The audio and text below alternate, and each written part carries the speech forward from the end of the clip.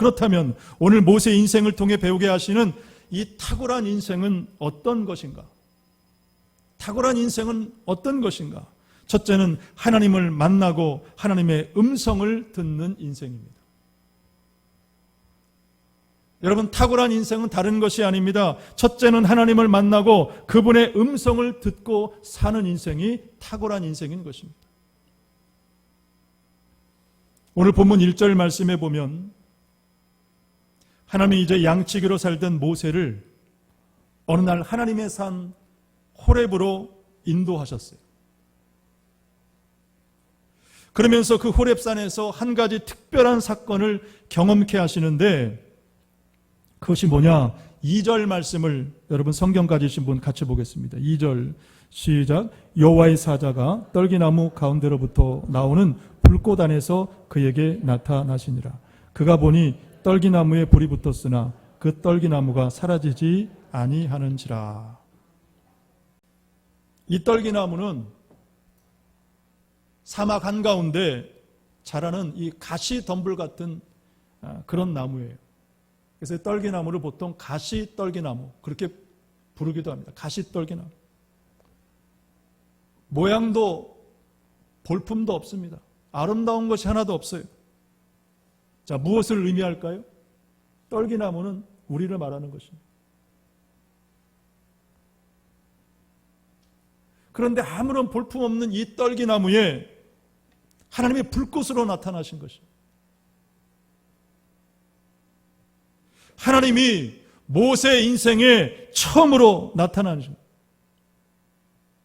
이것을 소위 신학적인 용어로 현현이라고 말합니다. 하나님이 나타나셨다. 하나님이 나타나셨다. 자, 그런데 모세가 이 불꽃 가운데서 나타나신 하나님을 알아봤는가? 못 알아봤어요. 모세는 그저 어떤 한 신기한 현상, 사건으로 봤다라는 것입니다.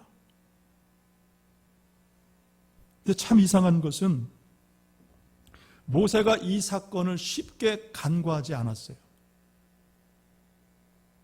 쉽게 간과하지 않았어요. 왜냐하면 떨기나무에 불이 붙었는데 그 떨기나무가 사라지지 않았다라고 말씀을 하고 있어요. 나무가 타버리지 않는 것입니다. 범상치 않은 사건을 경험을 했어요. 그래서 다음 3절과 4절 말씀해 보니까 모세가 그 불타는 떨기나무로 다시 돌아왔고 그리고 거기서 생전 처음으로 하나님의 음성을 들었어요. 모세야, 모세야.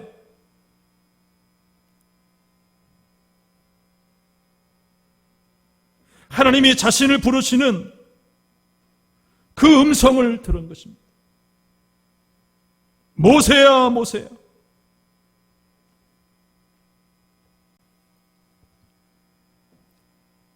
놀라운 사실은 모세가 들려오는 이 음성을 하나님의 음성으로 들었다라는 사실이죠. 정확히 말하면 하나님의 음성으로 들려온 것입니다. 여러분, 누가 하신 일일까요? 하나님이 하신 일이에요.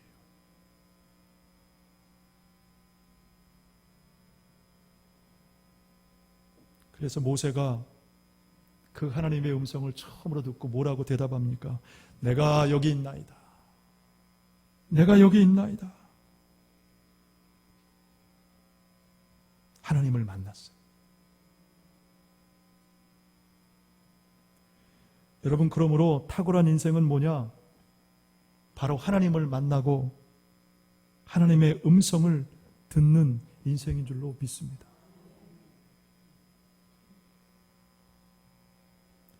그렇다면 여러분, 왜 하나님을 만나는 인생이 탁월할까요? 한마디로 말하면 그 인생의 가치가 달라지기 때문입니다.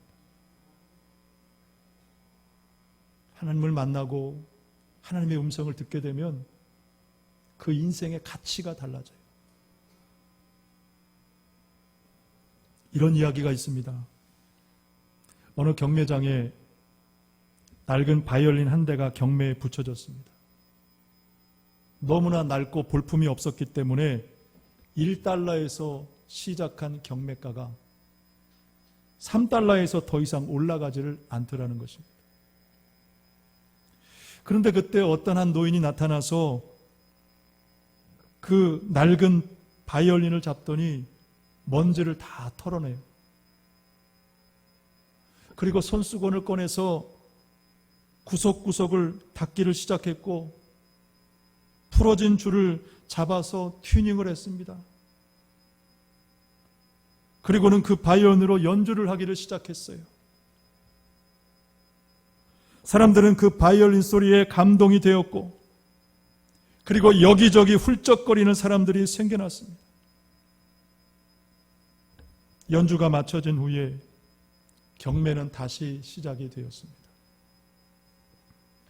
$3에서 올라가지 않던 값이 $10가 되었고 $100가 되었고 $1000가 되었고 그리고 $3000에 결국 낙찰이 되었습니다. 그때 누군가가 말합니다. 아니 어떻게 $3밖에 나가지 않던 바이올린이 $3000가 될 수 있어? 그 말을 들은 사람이 외쳤습니다. 그것은 바로 거장의 손 때문이요. 거장의 손이 만지니 가치가 달라진 것이라고 하더라는 것입니다. 거장의 손이 만지니 가치가 달라졌다. 여러분 그렇습니다. 오늘 우리 인생도 하나님을 만나면 그분의 손길이 임하면 예수 그리스도를 만나면 그분의 음성을 듣고 살 때에 여러분 우리의 삶의 가치는 높아가고 여러분 탁월한 인생이 되는 줄로 믿습니다.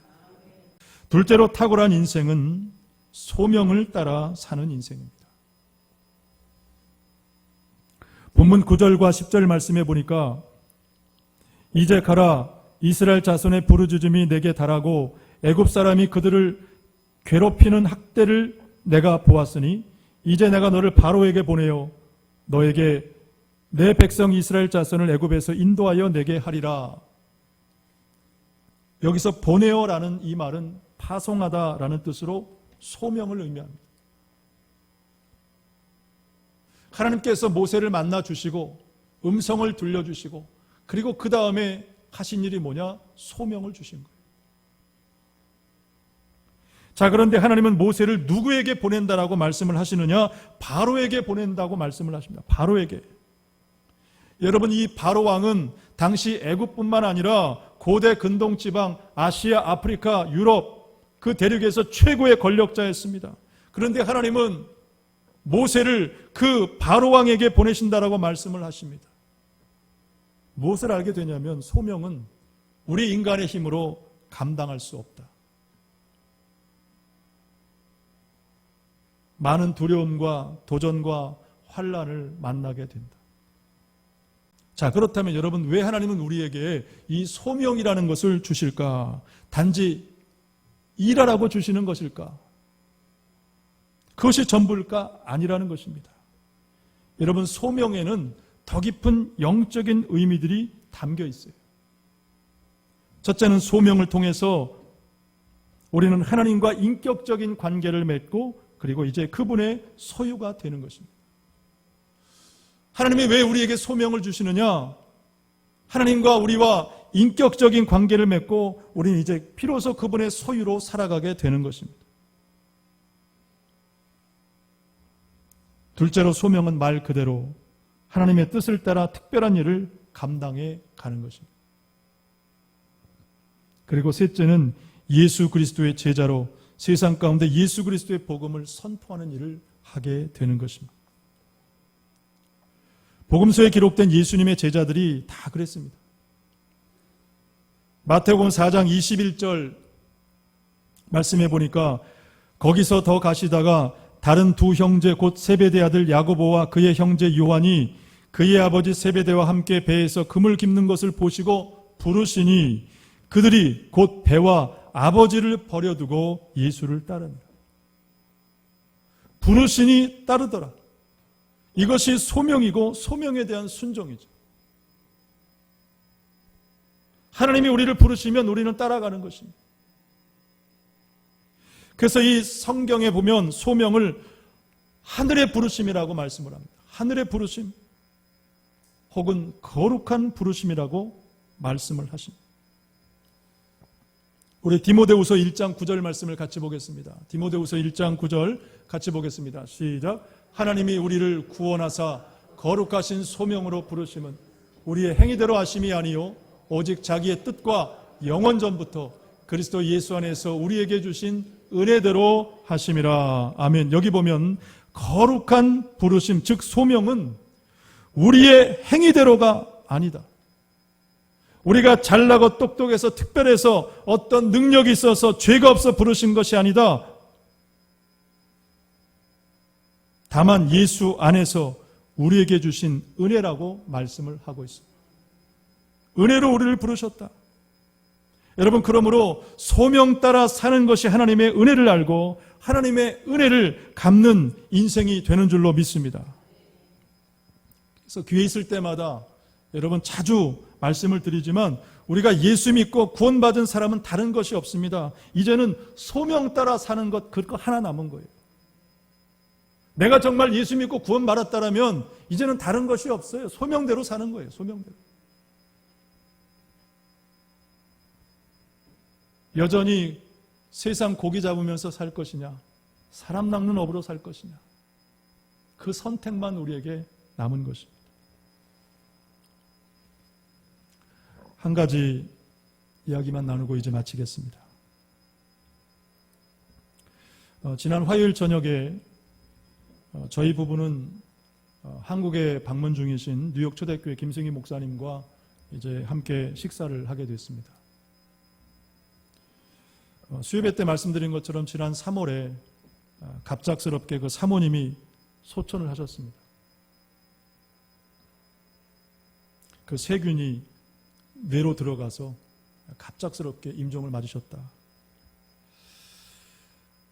그래서 이제 경황이 없으시다가 쉼과 회복을 위해서 또 이제 선교 사역을 위해서 한국에 들어오셨는데 2주간의 자가격리 기간을 마치고 이제 그날 만나 뵙고 식사를 이제 하게 됐어요.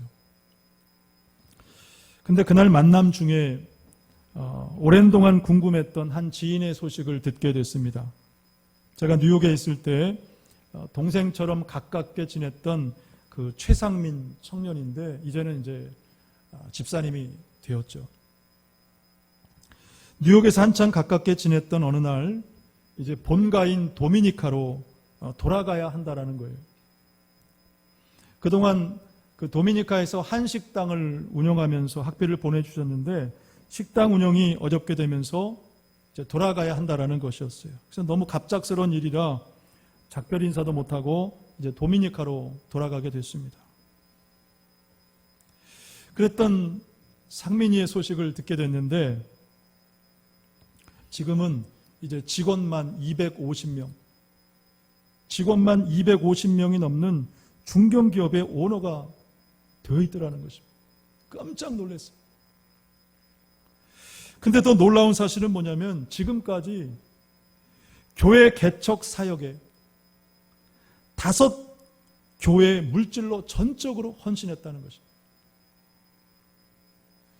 교회를 5곳을 세우는데 재정적인 것을 최상민 집사가 다 지원을 한 거예요.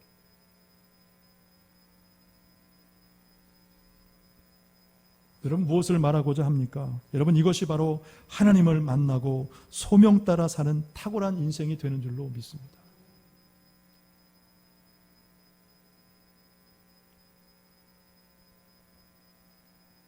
이제는 5교회를 개척을 했는데 목표가 100교회라고 합니다. 100교회.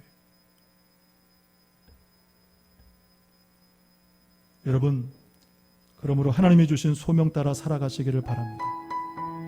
하나님께서 능력과 권능으로 또한 그 소명 따라 사는 인생에 필요한 모든 것들을 축복으로 반드시 넘치게 공급하실 줄로 믿습니다.